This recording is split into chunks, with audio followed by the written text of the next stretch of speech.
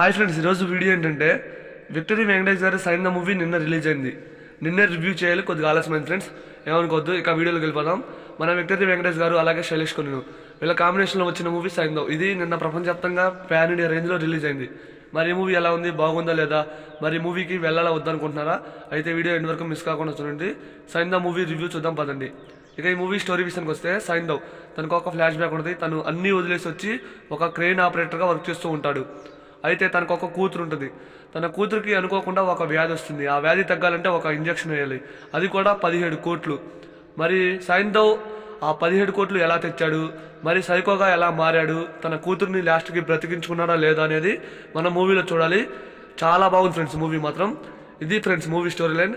ఇక మన విక్టరీ వెంకటేష్ గారు సైకోగా మారాక ఏం చేశాడు అనేది మన మూవీలో చూడాలి. ఏమన్నా ఉందా స్టోరీ కానీ, మనకి చూపించే విధానం కూడా చాలా బాగుంది ఫ్రెండ్స్. ముఖ్యంగా విక్టరీ వెంకటేష్ గారి ఫైట్స్ అయితే వేరే లెవెల్ ఉంటాయి.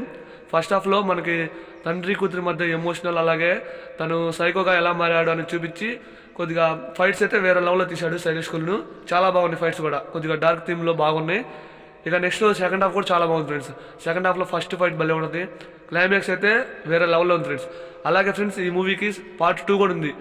సైకో అనే ఒక సినిమానే తీస్తున్నారు మన శైలేష్ కొలను. దానికోసం నేనైతే ఫుల్ వెయిటింగ్ అసలు.